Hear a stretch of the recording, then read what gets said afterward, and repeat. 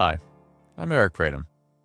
Welcome to the Unfolding Thought Podcast, the show for leaders and deep thinkers who demand more than the usual fluff. If you're the kind of person who moves on from a book, video, or podcast the moment it stops making you think or introducing you to something you can use, I hope you'll feel right at home here. In each episode, we uncover the deeper, often overlooked forces that shape our thoughts and behaviors so you can see yourself, your team, and the world from a whole new angle, and then actually apply what you learn to grow and do better. On the Unfolding Thought Podcast, we aim for minimal filler and maximum insight, challenging assumptions and sparking new thinking every step of the way. Are you ready to dive deeper? Then let's get started. Today, I'm talking with Sheila Burkett, CEO and co-founder of Spry Digital, a digital agency focused on user experience, branding, and digital products. Sheila and I discuss her journey from starting as an intern at Edward Jones to becoming a general partner, venturing into the racing business with her husband, and eventually founding her own digital agency. Sheila is an outspoken advocate for women in technology, leadership, entrepreneurship, and more, in addition to social and community causes she cares about. Like me, many people that I know respect and are impressed by Sheila, and I hope you will be too. Word of warning, Sheila's audio gets a little quiet for a word or two at times. That is 100% due to how I set up the recording. Most of the time, it's fine. But there are points when you might have to listen hard to pick up what she's saying. The conversation is still very valuable, so I hope you will give me a little grace with how I set up this recording. And now, I bring you Sheila Burkett. Sheila, thank you for joining me. Would you mind telling me a little bit about your background? Sure. Sheila Burkett, CEO and co-founder of Spry Digital. We are a digital agency based out of St. Louis, focused on the user experience, brand, and digital products of the space. So it's a little fun company. It's been 15 years I've had that. Prior to that, I started my career at Edward Jones when I was 18 while I was going to college. I was the second person hired there at help desk and got hooked on technology, changed my degree to be in technology, and worked my way up to be a general partner in the IT area there. And I like to say I had responsibilities somewhere over those 20 years for some part of the software, except for customer statements and for taxes, because I really hated having to work the 31st of December every year. So I was able to not take those responsibilities on. That's one of those, how do you navigate through the things that you want and don't want? So it's a great example. Between there, where I started Spry, I also ran, after I left Edward Jones, my husband and I had a race and sports car management shop. So we did engine management systems, built race cars, had a race team. And that's where I cut my teeth on using all the open source free software to be small businesses, and learned everything from eBay and stores and SEO by doing it in a really interesting way. And then my husband and I bought a 27,000 square foot commercial building downtown on Lafayette and did a historic redevelopment of it, because why not? And sold that in 2022. So I've done a few things. I've done a lot of consulting in between. And so that's kind of a little bit about my background. I have a degree in information systems and business from the University of Missouri St. Louis and my MBA from Lafayette. So I have been in the St. Louis metro area most of my life, raised 3 boys in the Webster School District. I have a lovely husband who is in computers also and has started its own business focused on artificial intelligence. So we're an entrepreneur family, I like to say. And that's a little bit about me. Thank you. I appreciate that. So you may very well have told me about this race business. I think it was that you said you started, but I did not recall that. And so I'm wondering what it was that took you into that line of business. So interesting enough, my husband had quit his nice, cushy computer job the year before I quit my job at Edward Jones. And he had decided he was racing cars with the Sports Car Club of America. And he decided that he wanted to help other people build their race cars. And so he had started that. And as I was getting the itch to do something else, he said, why don't you quit your job? Now, mind you, I was a general partner, cushy job with lots of responsibility. And we were renting space in a warehouse over in Jose. And he's like, come, let's build this business. We had an opportunity to buy a roll cage business. Now, you're like, what? Like literally, we had a guy in St. Louis who had been doing roll cages and race cars.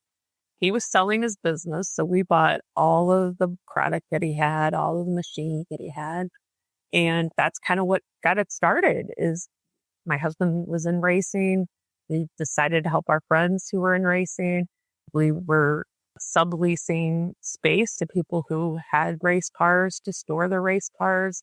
I was buying products on pallets for resale. So imagine race cars use a lot of bolts and washers. And so I had bought all of these great big pallets of parts and we're selling them on eBay. That was where you sold things, from an e-commerce perspective. So I had an eBay store, and that's kind of how we got into it and what we were doing. It was really fun. So as you're describing what got you into that, it sounds like perhaps for your husband, and I imagine for you, there was something similar, but you came into it perhaps differently. It sounds like there was an opportunity at a minimum for your husband, if not also for you, to sort of turn a passion into a career.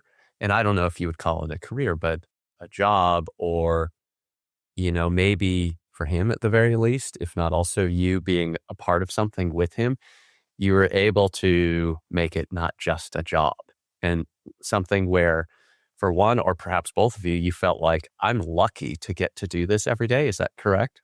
Yeah, for a while. So it was really kind of one of those things. We got to work together. We loved working together. We were involved with the sports car club community and leading. And so we were leaning in and able to spend time doing that. My entrepreneur spirit was about learning so many things. So that's where I learned about content management systems and building websites. And so I trained myself to do all of those things. So I got to have that learning experience.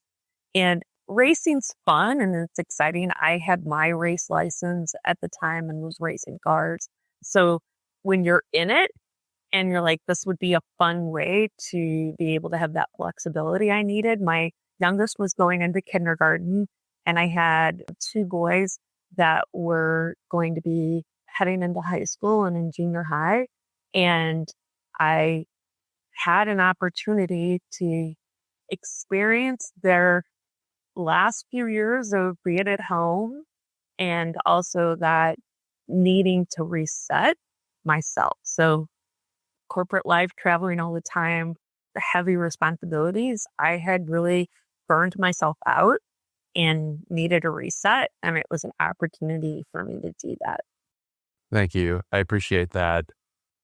You also mentioned, I believe, so you just mentioned, I think it was a content management system and more or less teaching yourself to build websites or something along those lines. I think when you first mentioned this line of work, you also talked about open source software, which, if I recall correctly, is a big piece of Spry Digital's focus. Am I remembering that correctly? You are right. So that roots. So imagine I was in this corporate tech environment where open source was just absolutely hands off. And at the time, Linux was in the server space really taking hold.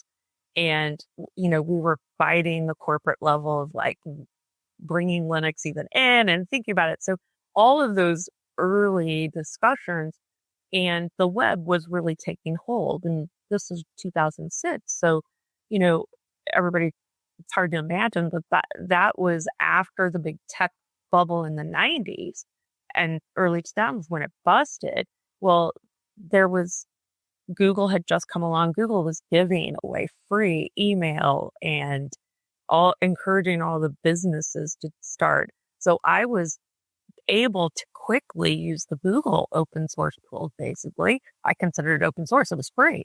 So setting up business emails and being able to have collaborative tools, that was, really a great way for small businesses to use it. And then the content management systems, ironically enough, Sports Car Club of America, we had our local website on a .NET Nuke platform, which is an open source .NET platform. So I really started there helping with their website. And then I learned WordPress, which is an open source. I learned Drupal, which is still what we do today.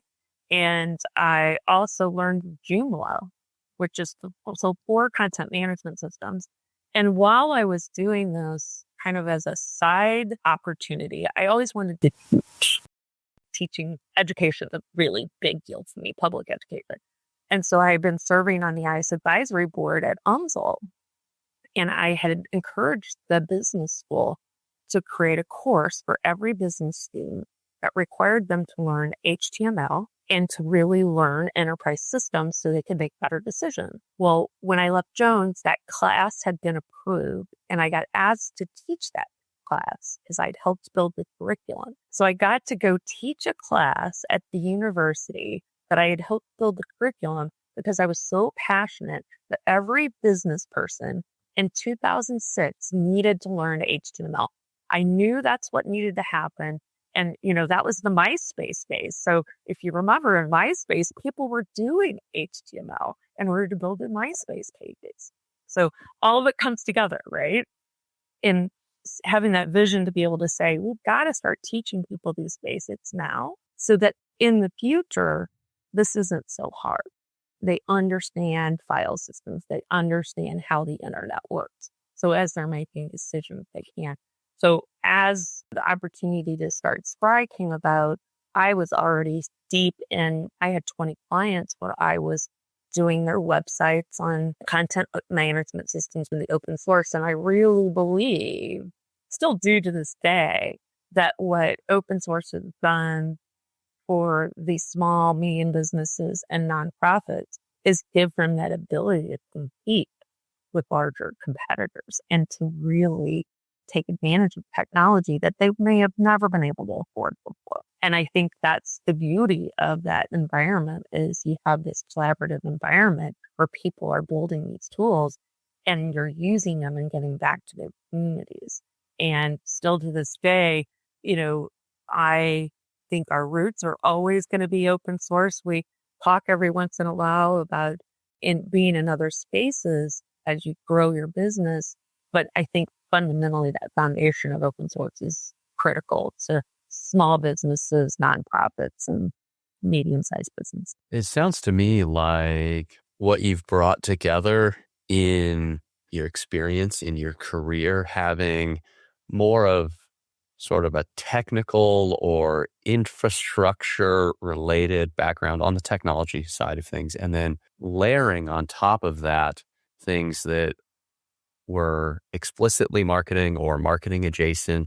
It sounds to me like what you have experienced or what you've built in your pool of experience in your career shows up quite clearly in what Spry Digital does, in that, at least as I understand it, you are heavily focused on technical aspects of marketing technology or e-commerce or technical aspects of communications for businesses. I don't want to stretch this too far or misrepresent it, but that a big piece of this is how people show up in the world and how they are communicating, how businesses, how your clients show up in the world and how they're communicating with their audiences. Am I drawing a fair comparison? Yeah. How do you make it easier so that everything works together operationally, right?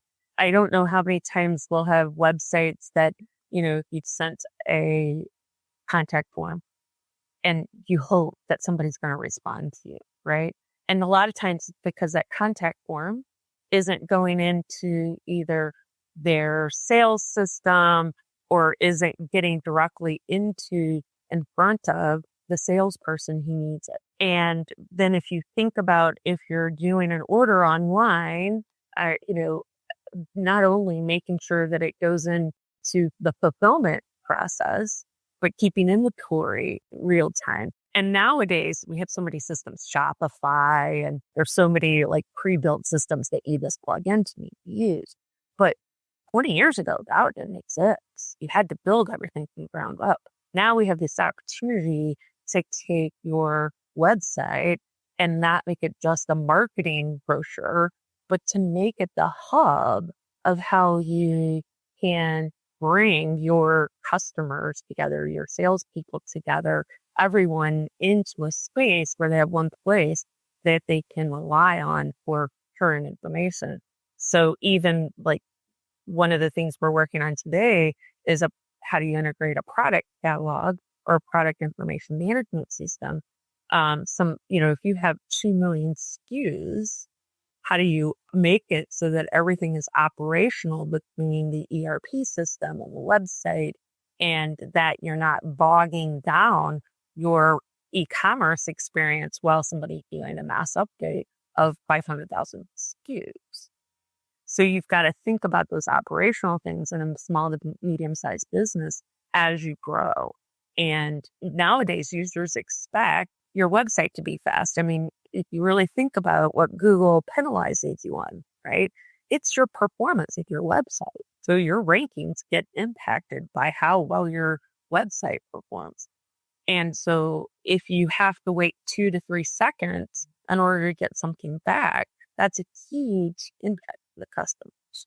And so you have to understand you can't just understand a part of it. So at Spry, we really think about what is the business aspect that we're trying to solve? What are those business problems?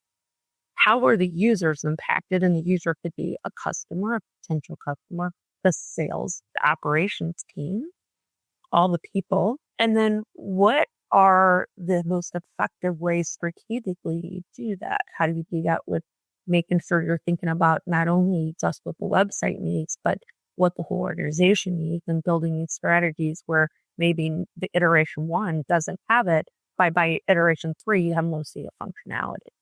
And then you bring that ongoing, what we call love and care, right? That product life cycle support that keeps that growing and interaction happening so that it becomes kind of that hub that not only marketing and sales is relying on, but operations too. Are there certain kinds of projects, when we think about marketing shops or digital marketing shops, or we can put any label on different groups that we want to, but are there certain types of, let's say, website projects or e-commerce projects or web app projects that Spry Digital would or would not generally get involved in? Certain types of things that prospects might or might not call you for? Yeah. I think your standard small brochure website, I'll tell people there's so many easy ways to do that. Go use the content management systems out there that you can easily spin something up. And there's lots of platforms. I just did one as a volunteer. So in my volunteer side jobs, I always volunteer to build people's side websites, because I don't get to do that in my day job anymore. I don't get to actually do the build. And so this is Sheila crazy, right? I call it the Sheila crazy. I like volunteer the things that it's easy for me to do, and I'm going to learn things that I need to know for my job. And so I built a website using GoDaddy's new AI builder that builds a simple little website at 1 page. It was super easy. I did it in 2 hours. It was a very simple content piece. It didn't need to over design. It didn't need anything special. That is not stuff we're going to do, right? That's stuff that doesn't require a lot of customization, doesn't require a lot of thinking about the operations. We find that B2B businesses that are privately held tend to be privately held that are in typically family owned sometimes or second to third generation. So if you think about it, they've been around for a long time. They've been very successful and haven't really invested in their digital presence. And so as they're starting into that next generation, thinking about first, how do you codify what that brand stands for? And then how do you visually take the brand into the next generation while holding on to that culture of what they've built? And then how do you bring that into the digital space to show your future thinking and integrate it into an ERP system? How do you enable the sales team to be proud of using the website, giving them the sales sheets they need online, giving them those sales tools that they can use? Because that's the first step in a B2B is how do you get your sales team on board with it? Then how do you bring your product to life on that? And so that gets into your e-commerce concept. And it's usually a phased approach, right? You start by how are you enabling the sales of dealers and then getting them that portal? And then how do you get it to where it's a real-time buy? So then you think about the customer experience. They really want to be able to place their order without waiting for a salesperson, right? The younger the people are making this decision, the more digitally savvy they are, the more likely they're going to want to actually do the order online and not talk to someone. So thinking about how do you get to that? So the companies that we like to work with and that we find that are most successful, they're in that growth mode. They have a CEO who wants to grow digitally, but not sure how to execute that. And we start with working with the CEO and helping them see that. Thank you. I appreciate all of that background because in part, I wanted to make sure that we did justice to, kind of your day-to-day work, because you've also mentioned volunteering and boards and nonprofit work, which I do want to get to. But, for Spry, I wanted to make sure that we were clear kind of where you fit, or if someone's in the right place, might Spry be an organization that they want to look up. So I appreciate you going through a little bit of that background. Now, to your background and your experience, you were at Edward Jones, you moved from intern, I think it was general partner, if I recall the title. So you were fairly senior. I believe you've started 2 or 3 businesses, and you've been part of Spry for, I think you said 15 years. Now you're co-founder and CEO. And so I'm curious, having been a leader in a few different environments and different sizes of organizations, I think Edward Jones is publicly owned. No, they're privately held.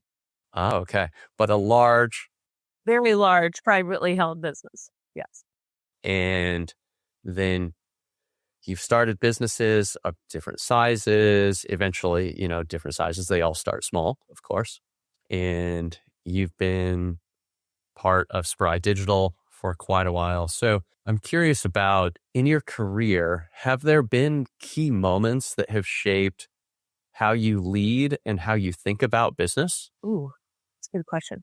I think at a very young age, when I was at Jones, there were so many opportunities because it was a growth mode company that there was never enough people to do the work. So I've always been in environments, I feel like, where there's never enough people to do the work. And in those in growth mode companies where there's never enough people to do the work, opportunity presents itself. And the opportunities are always they're there. It's how do you step into them? And I think I grew up very poor. I didn't have anybody who was going to rescue me. So I had to, I paid for my whole schooling. I had to pay for my living expenses. So I think that need to have financial security coupled with I just love to learn. And I probably have that fear of missing out too. So there's probably some of that.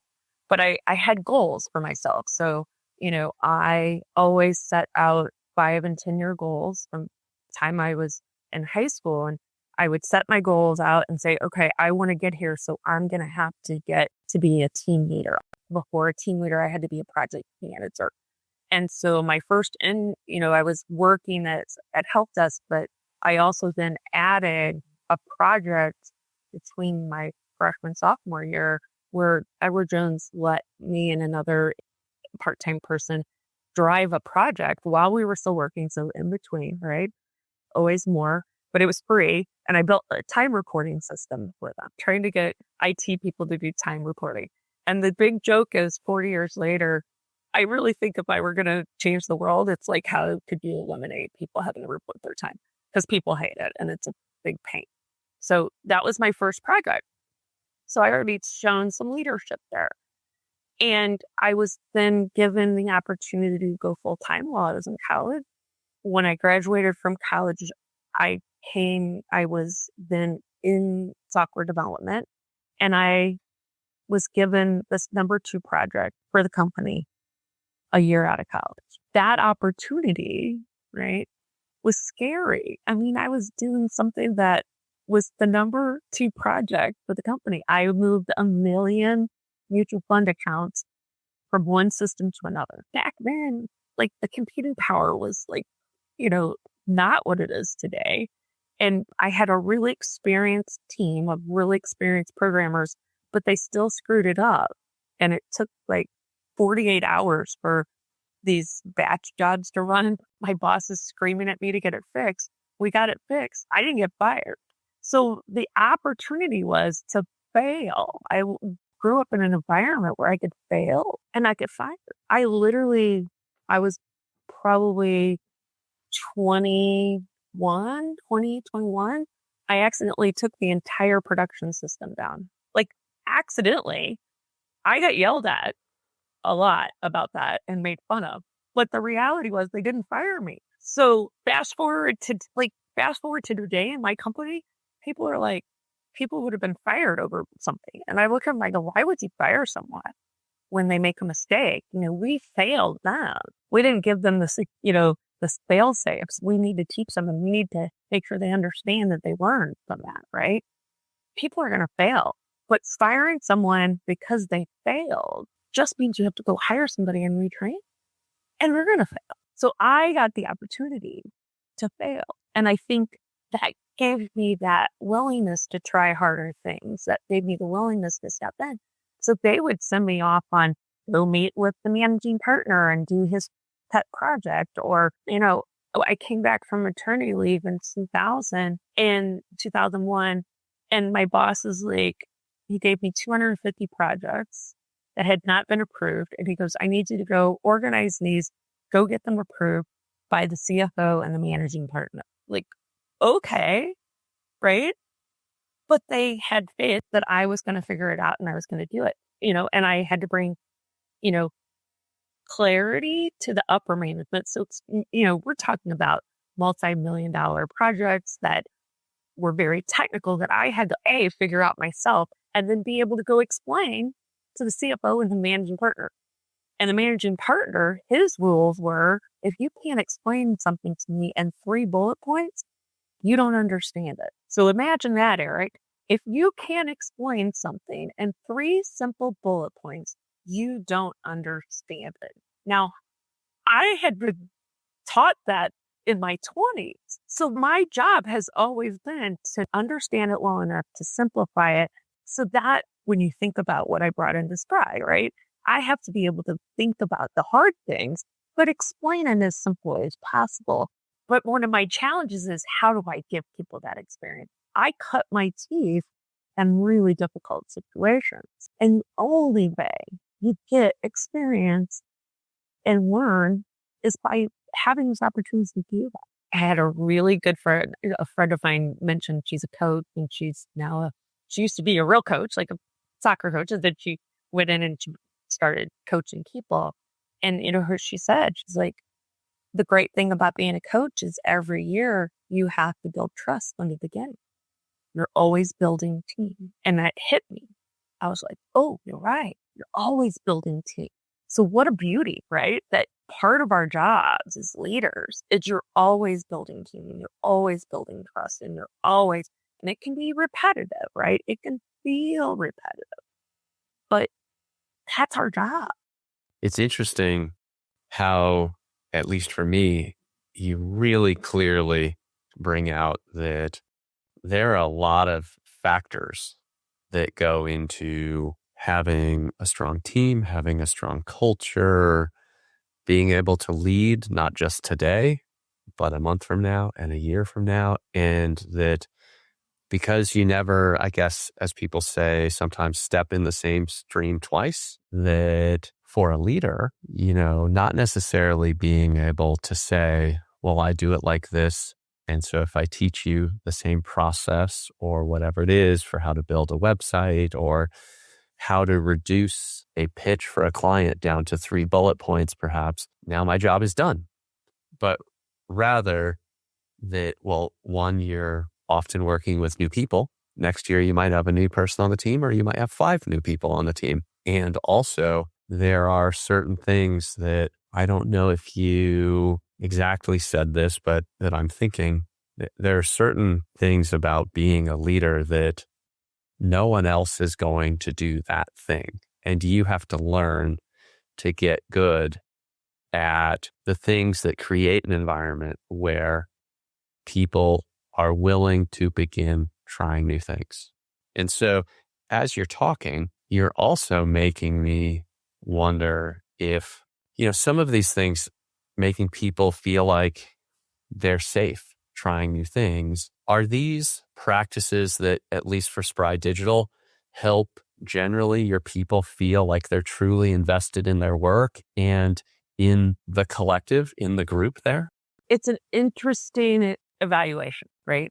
I always say we sometimes tend to send out our pulses or polls when we had to share some news that is not as good as like the positive news, right? You won a contract or you lost a contract, right? And I keep going, if you trace the results, it's always based on what news has been shared in the most recent. And it's always the mood of the organization, right? That and their resilience, the organization's resilience, right? To the wherewithal of what's going on in the world. And I believe that deep down, I'll give you an example. Near the end of last year, we found out one of our clients is going to pull back on their budget significantly. We knew we would have a smaller budget for 2025 than 2024, and that we know we're going to have to cut staff. So very quickly, we pulled the team. Here's what's going on. Here's what's happening. We will have to make cuts. Here's when we think it's going to happen. Our leadership team's meeting, doing daily stand-ups. We're doing weekly updates to the team on financially, where things are, how we're doing on sales, like keeping them updated. Here's where it is. And with the individuals directly impacted, we've had those conversations. We know you're going to be impacted. Here's when we think it's going to happen. Here's what we want to do to help support you. And here's, we gave them as early as possible. So some would say we're being too transparent. We're giving them too much information. It's too soon. You're going to lose all your good people. While there have been people upset, there are people a little anxious. We have yet to lose any of them. Instead, they're all like, even the ones that know they are going to get laid off have said, I really want to come back. I really want to be here. And I think that says a lot to that deepness of what's there. I believe the more you share with people and you help them understand situations, that they're rational, they're going to understand. And if they don't, it's our jobs to help them understand the situation. Catching people off guard and treating people as a number will not do you any good in the long run. You lose their trust. You lose their willingness to think about the company as their own and how do they improve it. Since we had this, I've had more innovation happening within the organization about how do we make something a product, like productizing. How do we diversify our revenue? We're basically service-based, 70% retainer business, so not horrible, right? But how do you diversify that away from day-to-day services and have more passive incomes? The team has now finally got that after about a year of us really trying to get them to understand that, right? Like, hey, we're not telling them. We've kind of shown them some things. Now they're telling us because they have ownership in it. They want to make that happen. And so I think it's all in how much you educate them about the whole, how things work, why you're doing things. And they're not going to get it the first time, right? But consistency and simplifying the message down so that it relates to what they understand is important. I still have some young people who they're like, I'm fine. I don't need a lot of explanation. I'm okay. I have one young person. He's not even 30 yet. He's been with us over 6 years, almost 7. He's been with us since he was an intern. And he's like, this is what business is about, right? I can't control that. What I can control is what my day-to-day looks like and how I get to live my life. And I'm like, you're right. Does a great job every day. But he was able to take a 5-week vacation also. 5 weeks. He went off and went to Germany to see family. And while other people picked up his work, he came back and he had new life experiences. And he was refreshed and ready to hit the ground running. So giving everybody that ability to do their things and still come back together is important. So I think that's how you build that and get people to be trusting deep down. But there's always going to be surface reactions. But I think a lot of times I see what I call the surface reaction of whatever the need of the day is. So I'm trying to get people to be more cognizant of like, don't send that ENPS score out after we just told the team that we lost a big agreement, right? Like, let's not do that to ourselves. Like, not that I don't care that they're upset. It's that they are upset. They're going to be upset. They deserve the right to be upset. And by the way, this was just during for my team, the last 3 months have been hard. There's so many things going on in the world that they can't control. So like, you just got to give people time to not be weary. The sun comes out and like a beautiful sunny day. Let's all embrace it. At one point, I think I heard you saying that maybe it was around productizing, or there was something about maybe thinking of the business differently or being innovative. And I think I understood that there were some things that you had to kind of beat the drum for a year or a year and a half before you started to see consistent action on those things. And one thing that came to mind for me was, I guess, the question of, it seems to me like in plenty of organizations, what might be interpreted by the leader or executive team as resistance to change might be that while the leaders understand that we need new thinking or innovation, or we need to change the way that we do business in one way or another, that it hasn't been explained to the workforce in such a way that they can understand it, and or they haven't been exposed to this information for long enough. And so what I, as a leader, might interpret as my workforce, my staff, being resistant to change, is it possible, or do you think that sometimes it's that they just haven't explained things in the right way, like the 3 bullet points that people can understand, and or they haven't given their people enough time to come to grips with what is being requested? And it's not necessarily resistance. It's the way you explain it, the context, the time, something of that nature. Yeah. So, the basis of communication is if someone's not understanding your message, it's not their fault. I'm going to repeat that. If someone doesn't hear or understand your message, it's not their fault. So in our company, we really think, and I've thought about this for a long time, like I've been over analyzed from all this various personality tests, right? And one of the things that's important is understanding how people need to receive information and what kind of information they need in order to be able to absorb it. So we use Disc Profile a lot through online site called Crystal Knows. So Crystal Knows gives you the ability to go out. You can take the Myers-Briggs, you can do the Disc Profile. It takes you through all of these various personality tests. And it's an AI tool behind it that will help you understand what your personality is. So you have a self-awareness of who you are, how you communicate, not only like what your communication patterns are, but just based on your personality, like what kind of information you need in order to make a decision and understand. But it also helps you understand what others need. And so you can then start to look at, is this person a detailed person, a very analytical person? So they need data. Are they a questioner? And so they're going to ask questions no matter what you present to them. And you need to be prepared to answer them and give them time to think. Are they a planner and they need to see the whole plan? Do they really need to see that path? So not just the vision, but the strategy with it. And that's why sometimes we'll see people will cluster together with people that are like them. Because it's easier, right? If you're all the same and you talk to people and they get you right away, that's an easier relationship, right? But if you have to spend time communicating your message in different ways, multiple times, I think the adage is you need to tell your message 7 times in order for it to be heard. And I say in 7 different ways. Sometimes you just have to keep thinking about the different ways you're saying the same thing. So there's that consistency in the message, but you say it in different ways. It's to bring it together.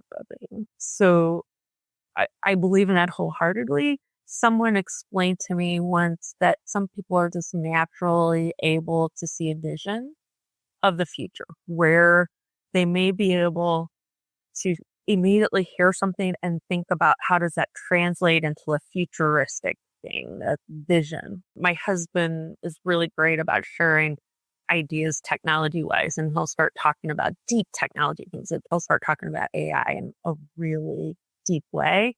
And my immediate is visioning, oh my God, you could apply that this way. And here's how that can happen, right?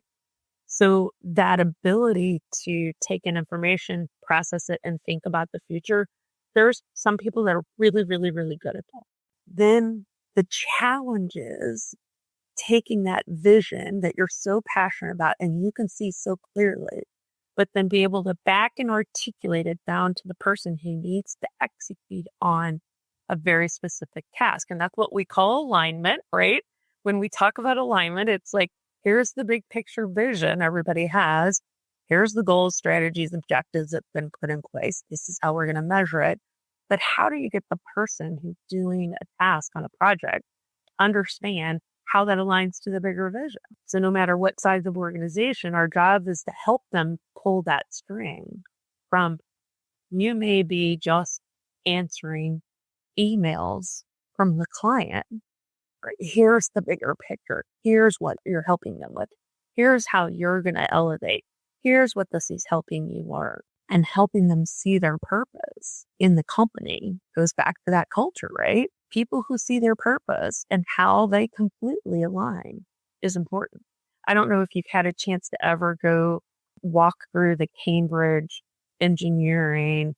They offer a floor in their company experience where they will take you and walk you through how they do the morning meetings, how they build culture, how they do all these things. And it is phenomenal. And what it is every single person, no matter what their job is, understands their purpose in the company. They all work together to innovate. They all are responsible for communication. And it's just beautiful the way they've done it, because it's that vision we all have that every person gets it. Every person it's like, we all want that, right? We want everybody to get it. They understand their purpose. They understand what they're doing. But it requires a communication skills that you have to hone. But everybody has to have that, right? Some of what you've touched on feels relevant to me that I forget if you said it earlier or not, but I know this about you, that You are vocal about supporting women in technology. And so it seems to me that some of what you've touched on through the last few minutes is relevant to, do you see major barriers, misconceptions, or other issues that stand in the way of getting women into technology today? Well, there's a lot of barriers currently going on right now that are happening. So I'm not going to go that deep, but I think in the bigger picture, research shows, especially in STEM, that young girls, because of society and the societal messages they receive, that before puberty, they need to have that confidence built into them around math, science, and their ability. And in order for them to feel confident as they go into puberty in those spaces, so that they are not worried about how they're seen in male dominated spaces, right? That social conscience, right, starts to come into play in the preteen teen areas.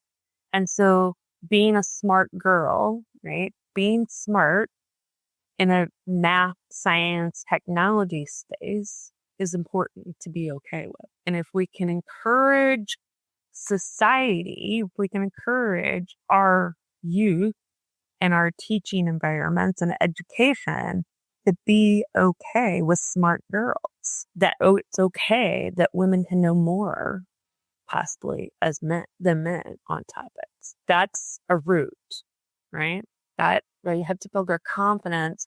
So as they go into high school and college, right, they're able to withstand people who don't necessarily see it that way because of societal norms, saying, oh, you don't look like what my normal teen does. You don't look like I don't value what you're saying. Because you have to have a lot of confidence and you have to have that ability to withstand and that resilience in spaces where people talk over you, where people ignore you, where people take your ideas, where people will use whatever excuse they can to say you don't belong. And so as I've been involved with a group called the NCWIT, National Council for Women in Technology.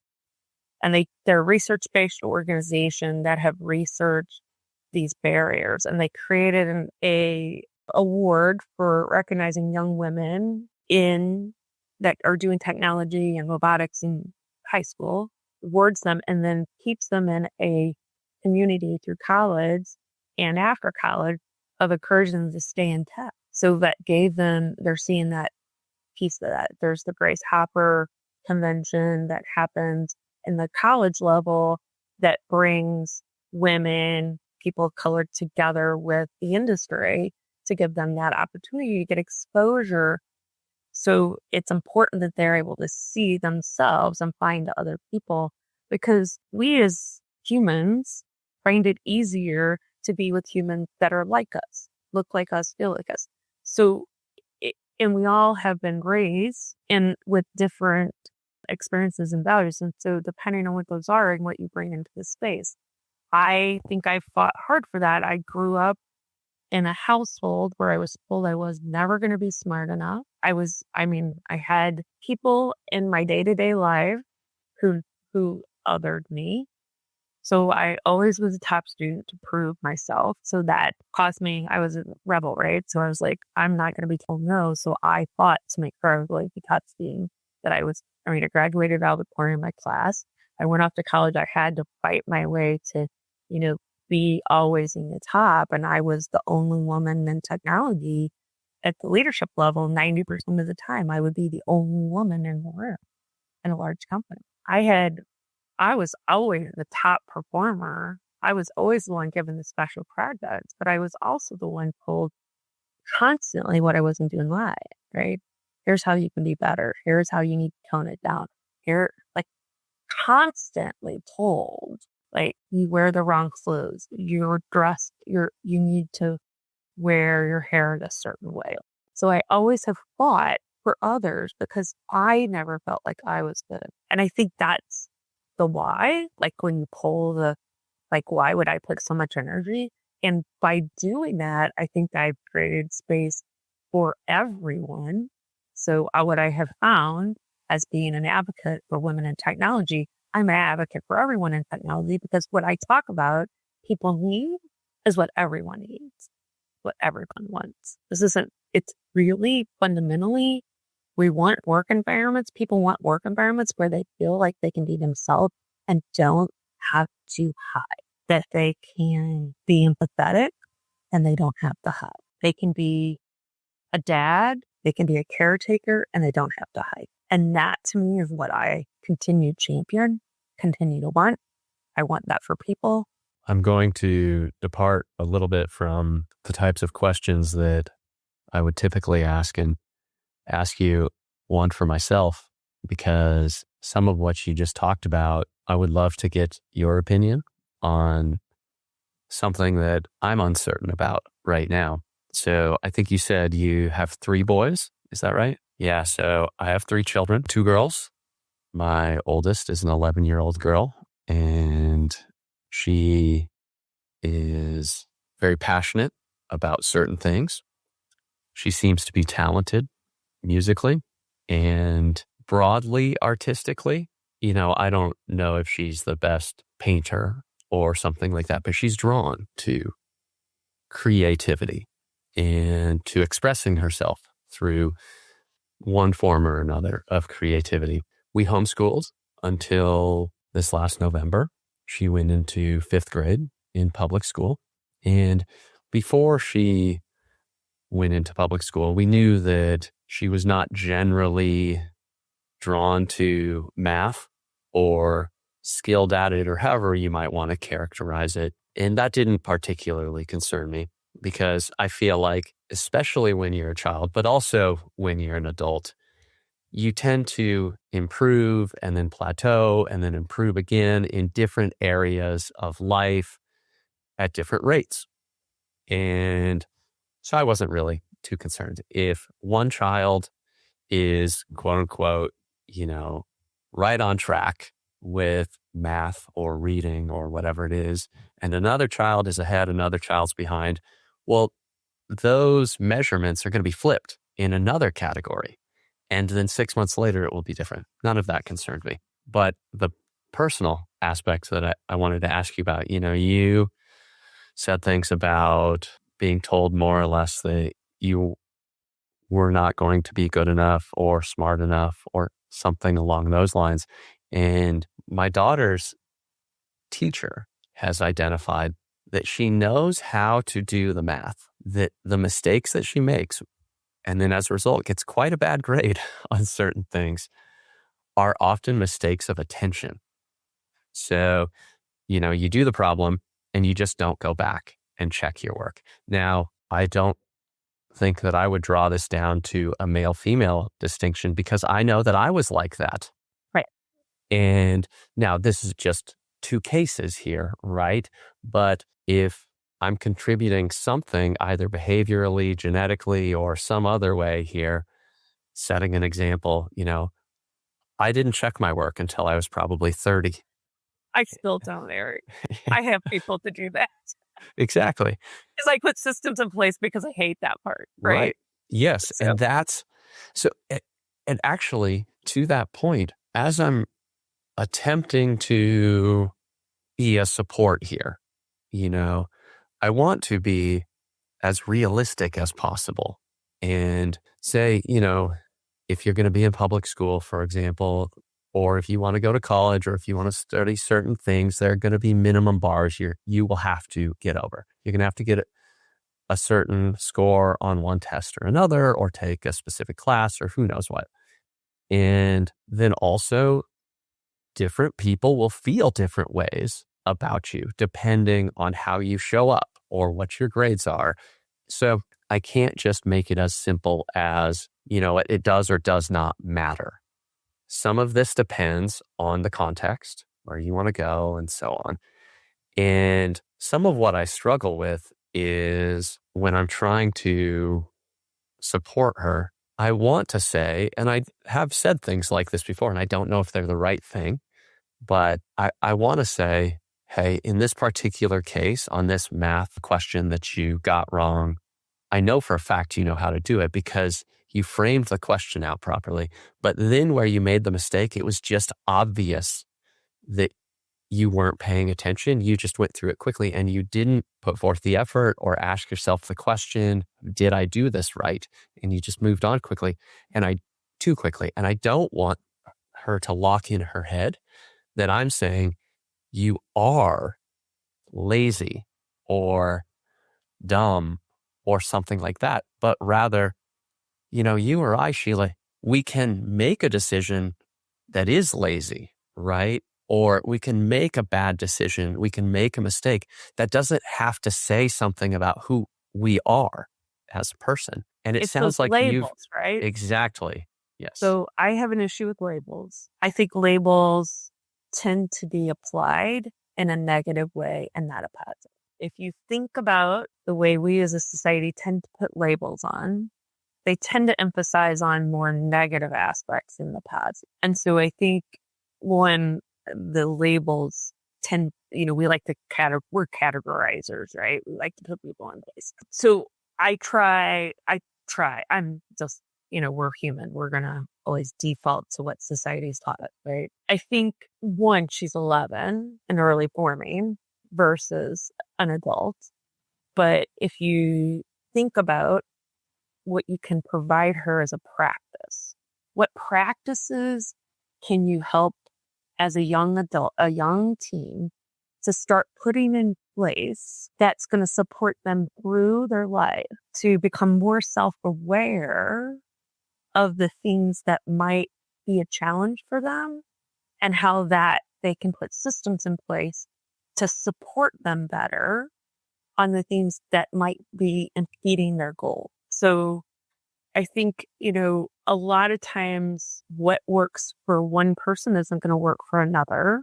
And really teaching some what I would call basic practices around what are your goals? Okay. As we think about this, there's also things that are outside of the control that they have, but helping her to decide, what does she want the year to look like? She excels in all of these other things. What does she want?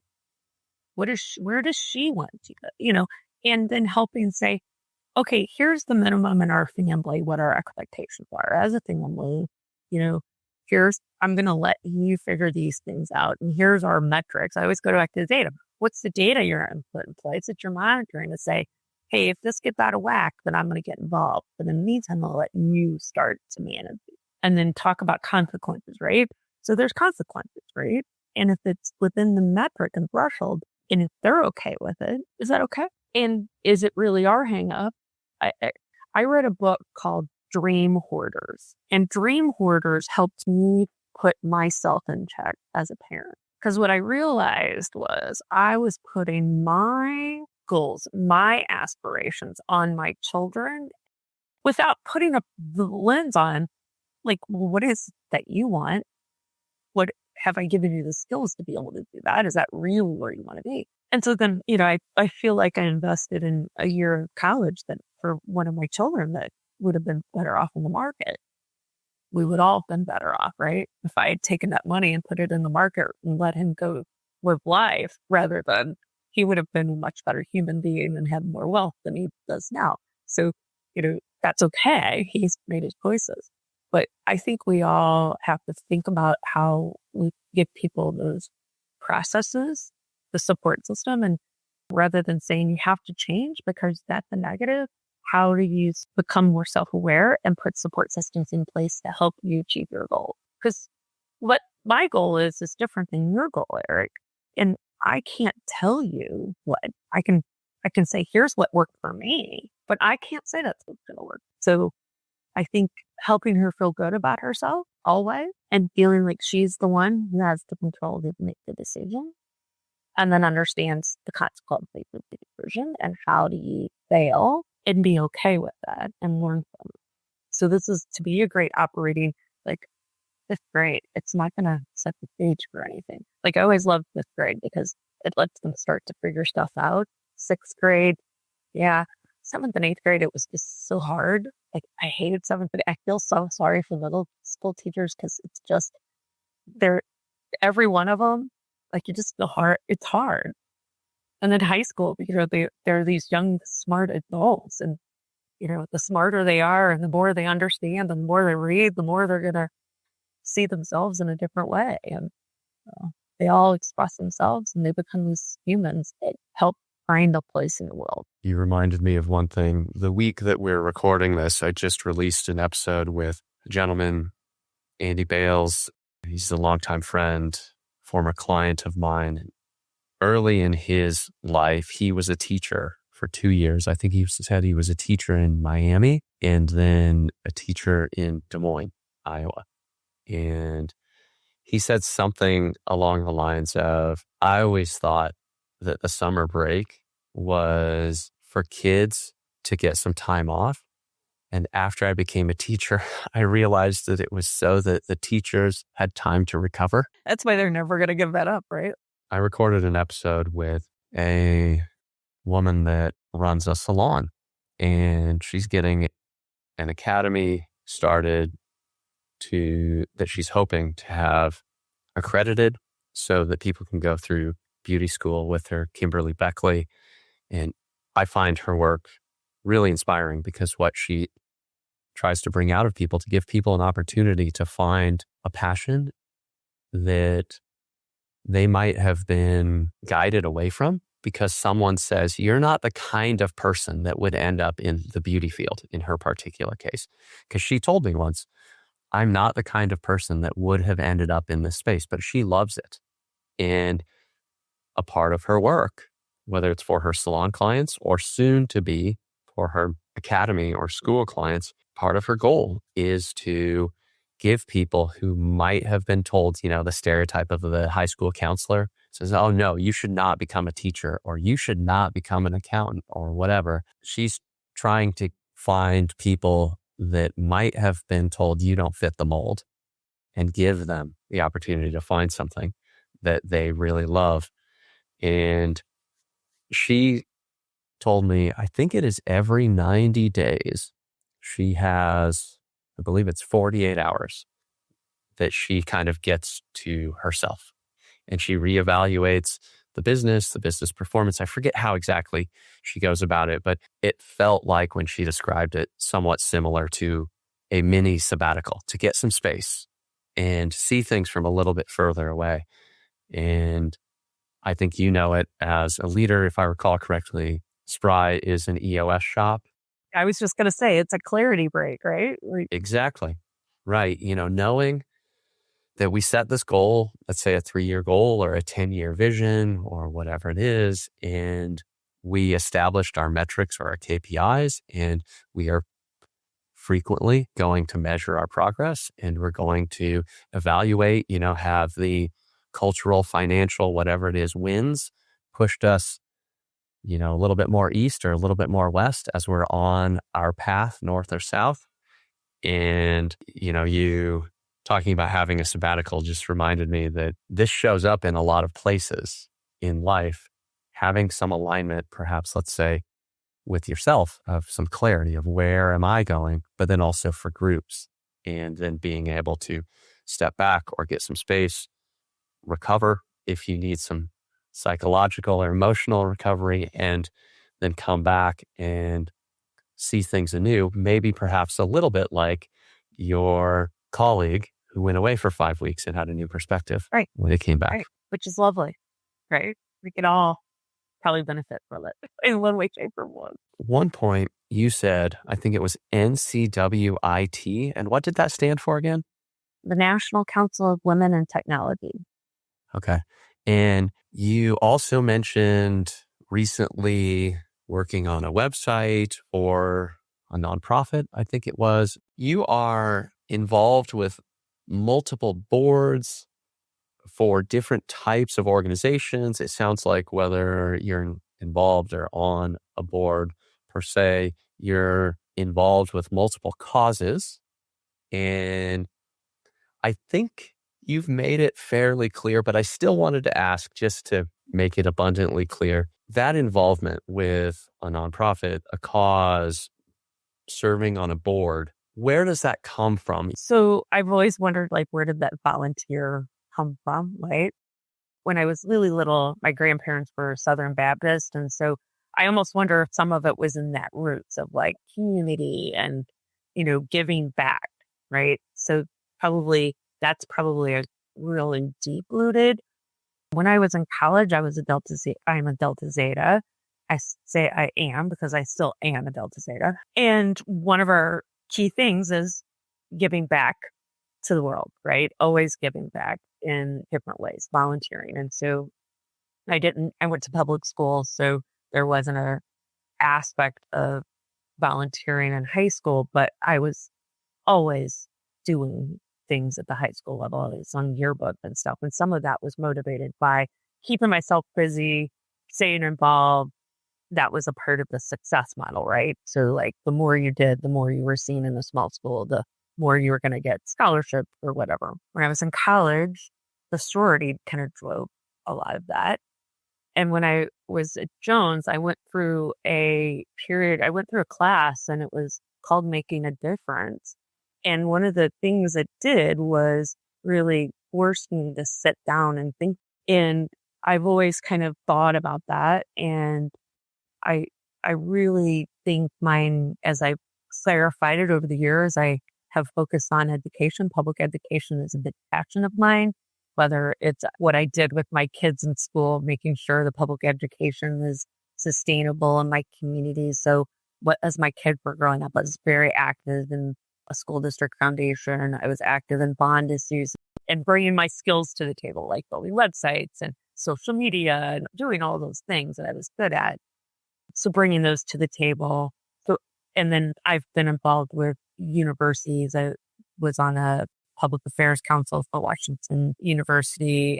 I give in lots of different ways there. So public education has been a pillar of mine and all scholarship things around that. The second is around what I would call equity and social justice, which is, probably the women in tech, like pulling that in, but always thinking about how to create a space where I'm thinking about equity, I'm thinking about justice, civil rights. I keep coming back to that. And so how do I give and participate there? And then, so the final area is really thinking about poverty and how to eliminate poverty. So really thinking about organizations that are helping people lift themselves out of poverty. How do you get into those areas? So those are three kind of pillars for me. Obviously, when you're running an organization and you're a leader in your community, you then are involved in what I would call business adjacent, right?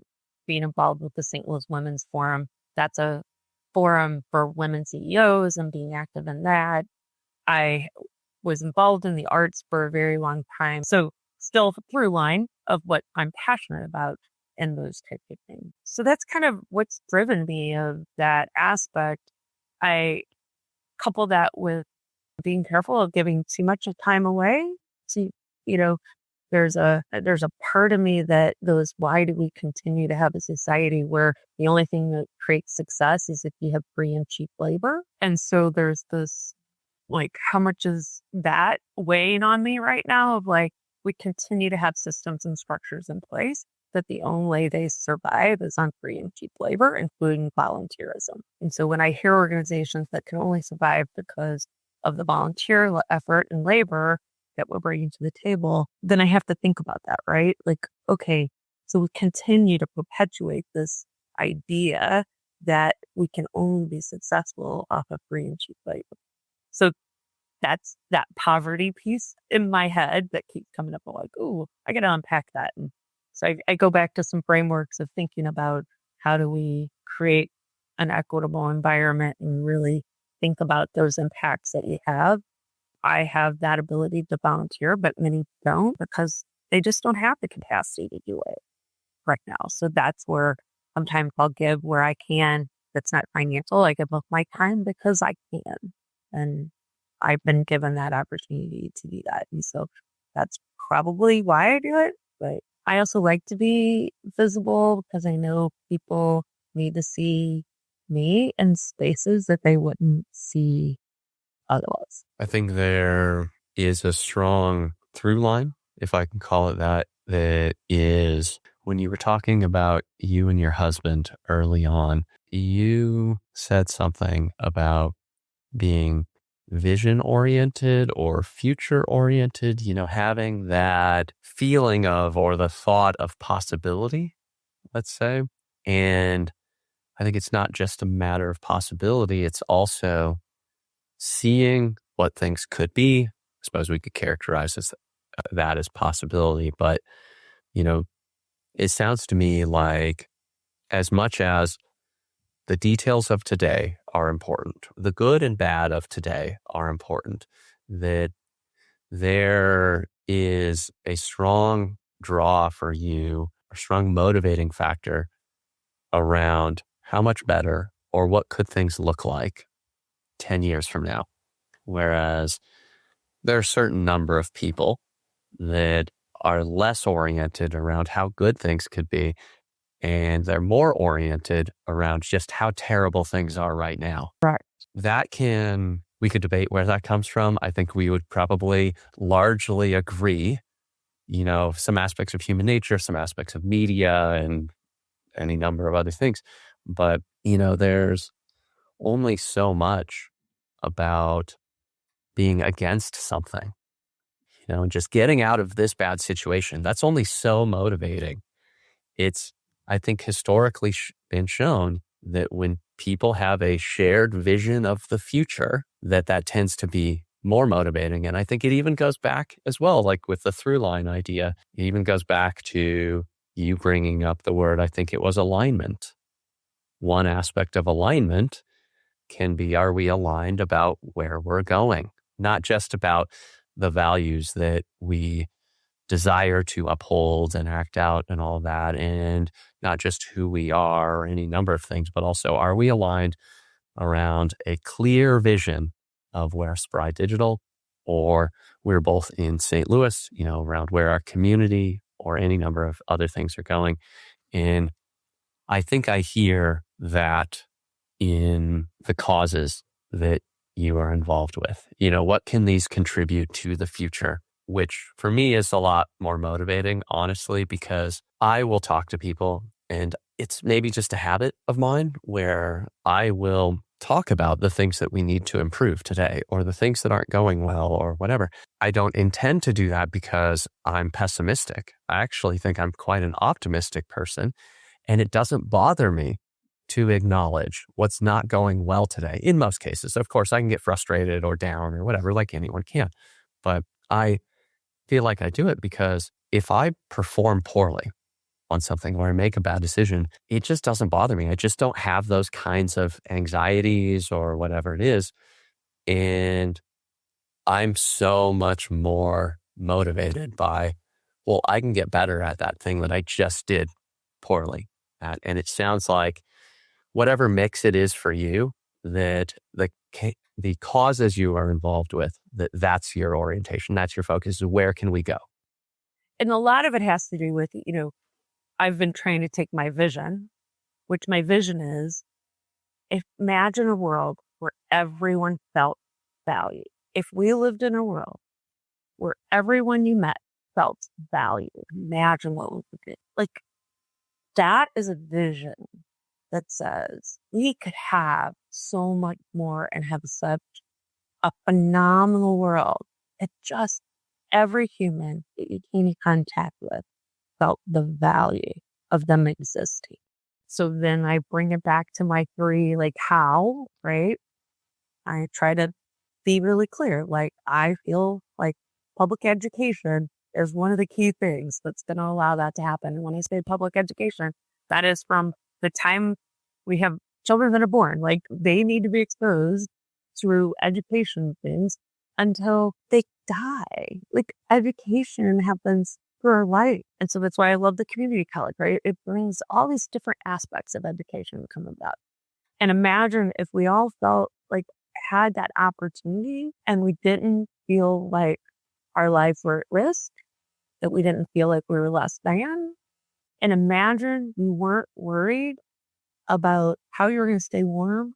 I'm not alone in that vision. And even if you make the difference in one human being's life, that is a huge, huge thing for them. I agree with you. And there are so many more questions that I could ask or things that we could dig into. But I know that, well, one, we will run out of time. But also, two, I think that you and I share an interest in ensuring that there's a sense of fulfillment or flourishing and it for the individual. And often that does come in groups. And, one group or set of values or whatever might not be right for everyone. And so you got to find your community. And yes, there are qualitative differences in certain things and so on. But that one thing I think you're trying to do with Spry Digital, though we didn't talk about it explicitly, of course, is you have a certain set of values or a certain belief system, and you are exercising those values and those beliefs in the way that you see fit and trying to give the right people who value similar things or who could feel like their voice can be heard or that they can do good work or be part of a community. You're trying to create a space for those people. And again, like I said, we could just keep going, but to not rehash too much, I suppose that I will say I will have links in the show notes. And so Spry Digital is a very obvious place to send people. Are there other places that people should go to connect with you, follow you, reach out to you, or anything else of that nature, Sheila? I use LinkedIn professionally as my connection for networking. So I would say reach out on LinkedIn, connect with me, follow me. I think that's from a professional perspective. Well, I appreciate you being here. And, I forget how many times we've talked over the just few years that we've known each other, but I've enjoyed every conversation and I've known people that have worked for you. So I have a positive impression of Spry Digital. So I hope everyone will check out not just you, but also your business. So thank you for being here, Sheila. I really appreciate it. And I hope that everyone that listens to this finds the conversation equally as interesting. Hey, thank you for listening. I hope you got a lot out of today's conversation. If you enjoyed the episode, please take a moment to rate, review, and subscribe. And please share it with someone you know who'd appreciate this kind of information. If you want to bring this kind of thinking to your own business, check out mine at inboundandagile.com. We specialize in helping leaders with challenges around marketing, communications, and leadership so they can inspire real action in their people and audiences. Thanks again for listening, and I hope you'll come back for future episodes.